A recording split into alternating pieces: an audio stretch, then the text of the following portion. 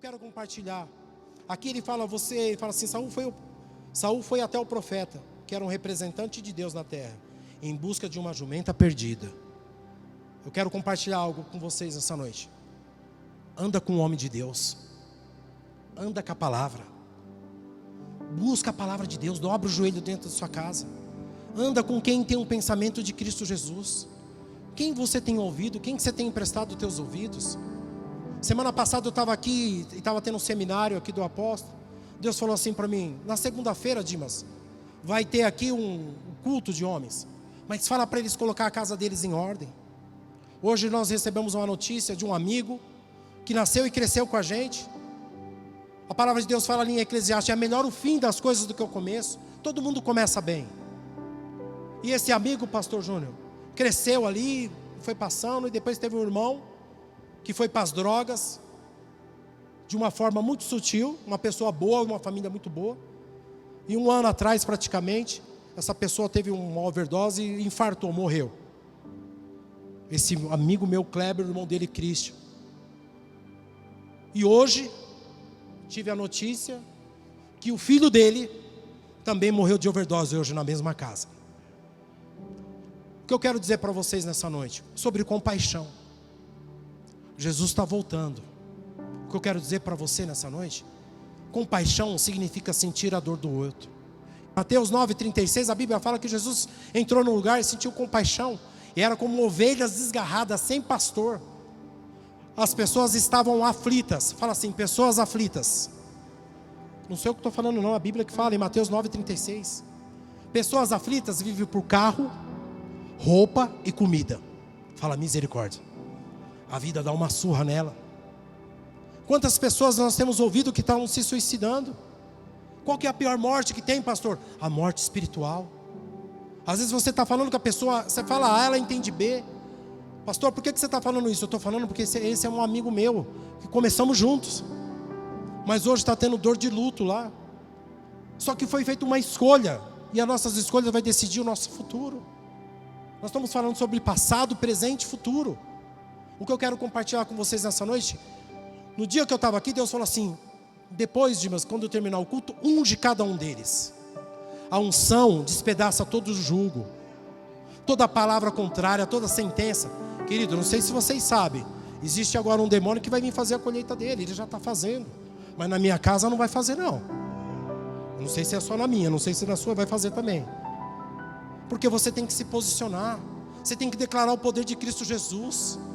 E aqui fala de algo, que esse homem ele recorreu ao homem de Deus. Aqui fala assim, ó: e Deus deu a nação para ele reinar, mostrando que às vezes você vai a ele em busca de algo, mas o que ele tem para você vai além das suas expectativas, além do que você pode imaginar. Deus tem o melhor para você, melhor lugar na mesa.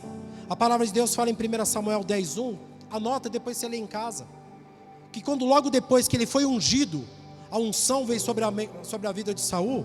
A palavra de Deus fala: então Samuel, um vaso de azeite, lhe derramou sobre a cabeça e beijou e disse: porventura não te ungiu o Senhor por capitão sobre a sua herança? No texto de Samuel diz entre e coma. A gente leu aqui que foi feito um banquete. O profeta falou para ele assim: olha, existe um banquete. Quando ele chegou diante do banquete, Deus falou para ele assim: esse é o homem, Samuel, que eu mostrei ontem para você, que vai ser rei em Israel. E a palavra de Deus fala que ele entrou naquele lugar e existia um banquete. Como nós lemos aqui, um banquete foi feito. O que é o banquete? A palavra de Deus fala: mais vale um dia na casa do Senhor que 1000 dias em outro lugar.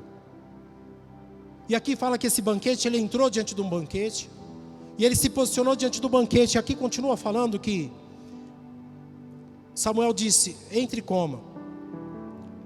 A palavra de Deus fala que ele estava atrás das jumentas do pai dele.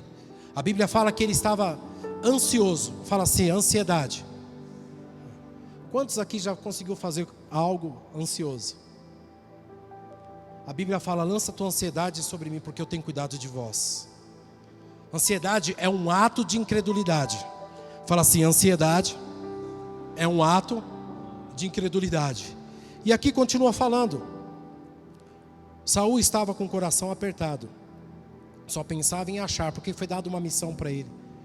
Eu já estou na casa do profeta. Ele já estava diante da casa do profeta. O profeta tinha lançado a palavra dele. Querido, quantos aqui sabem o poder da igreja? Eu vou perguntar de novo. Quantos aqui sabem o poder da igreja? Quantos aqui é resposta de oração? Quantos aqui na hora que o negócio aperta, para onde nós vamos? Sim ou não? Todo mundo clama a Deus. E aqui ele estava diante do profeta. O profeta, Deus já tinha falado com o profeta, com o homem de Deus. Ele já estava diante de um banquete. Nessa noite eu quero dizer para você, existe um banquete. E o banquete você tem que saborear. E como que você vai saborear um banquete, sendo que você está ansioso, você está deprimido, você está preocupado com as coisas que você tem passado? E quando você entra, a Bíblia fala, guarda os teus pés quando entrar na casa do Senhor. Para que você possa entender que mais vale um dia na casa do Senhor do que 1000 dias em outro lugar. O Espírito Santo falou comigo nesses dias, falou assim, unge cada um, porque cada um que for ungido, isso não é coisa da minha cabeça, querido. Deus falou assim, eu vou guardar a casa deles, a família deles, Dimas, porque a unção despedaça todo jugo. Querido, olha o quanto é importante a palavra de Deus, você andar com o homem de Deus.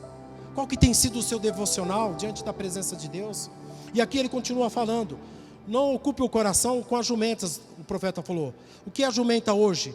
O que está tirando o seu apetite? Pergunta para a pessoa que está do seu lado, fala assim, qual que tem sido a sua jumenta? Fala assim, é as suas dívidas? É a falta de emprego? É o desespero? Fala assim, é o caminho que um dia você saiu da presença de Deus? Pode ser algo. Quantos aqui entendem que Deus, a palavra de Deus fala que Ele faz a ferida e cura a ferida? Sim ou não? Quantos aqui entendem que Deus, a palavra de Deus fala lá em Apocalipse que o fogo purificador, o pastor está aqui, o pastor que trabalha com ourives, ele sabe. O que o fogo faz? Ele purifica, fala assim, o fogo purifica. Fala assim, o fogo tira todas as impurezas.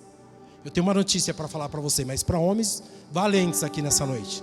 E espero que dia 13 você volta de novo, em nome de Jesus. Deus é especialista em colocar eu e você no fogo. Mas a angústia e a tribulação são os caminhos que nos levam para perto de Deus. É o caminho que a misericórdia dele se renova a cada manhã. Para que você possa ter entendimento. Porque o poder dele se aperfeiçoa onde? Na nossa fraqueza. Quando eu sou fraco, mas a minha graça, Deus fala para Paulo, te basta. O fogo, o que ele faz? Ele te purifica. Às vezes uma situação, sabe essa situação que você está passando aí? Como eu li aqui em João 13:7. Você não está entendendo o que Deus está fazendo, mas lá na frente, isso aí vai servir de um grande testemunho lá na frente. Com Deus não tem filho mimado. No reino dos céus não tem. Tem aquele que é tratado, que é ensinado. E a palavra de Deus falou grandemente no meu coração. Que ele estava na casa do profeta, existia um banquete lá. Só que ele não conseguia participar daquele banquete pela cada ansiedade dele que estava no coração dele, por causa das jumentas. E aqui ele continua falando, não ocupe o coração com as jumentas. Qual é a tua jumenta hoje? O que tem tirado o teu apetite? Deus manda perguntar. Não acha saída no que está acontecendo. Tem pessoas que entrou aqui, que você está numa situação que só Deus pode te tirar. E nós servimos um Deus do impossível. Tem situações que você escolheu, mas tem situação que você se posicionou. E às vezes você favoreceu aquela situação. Mas eu quero compartilhar com você nessa noite. Começa a declarar o poder de Cristo Jesus sobre a sua casa, sobre a sua vida. Se você não dorme nessa noite, você vai dormir em nome de Jesus. Você vai declarar o poder de Cristo Jesus. Deus mostra aqui nessa noite que tem muitos homens que nem sonham mais. A maior arma de um homem é o sonho. Você tem que declarar, você tem que escrever. Você tem que ter um posicionamento em Cristo Jesus. Deus causa algo em nós. Eu quero compartilhar com vocês essa noite o que Deus está colocando no meu coração. Uns anos atrás, Deus colocou uma situação que o meu sogro teve que vir morar comigo. E Deus coloca a gente em cada situação, mas de aprendizado. Mas eu não tinha nenhuma condição. Fala para a pessoa que está do seu lado, fala assim, mas o meu Deus tem a condição. A palavra de Deus fala, o que adianta o homem ganhar céus e terra e perder sua alma? Nós estamos falando de algo que é muito maior, querido. É muito maior, e Deus me deu um desafio ali. Mas em Cristo Jesus, todos os dias eu entregava na mão do Senhor. Mas Deus trouxe Ele para morar comigo, porque Ele aceitou Jesus como o único e verdadeiro Salvador. Existe uma vida de oração para um dia de resposta. Ah, pastor, o que você está querendo dizer? até aqui, a palavra de Deus fala que o pai de Saul estava preocupado com as jumentas. Depois começou a se preocupar com o filho. O que eu quero falar para você nessa noite, você está aqui hoje como intercessor da tua casa, como ministro da tua casa. Mas vale um dia na casa do Senhor que 1000 dias em outro lugar. O que eu quero falar para você, existe salvação, existe a prosperidade, a alegria do Senhor sobre a tua casa.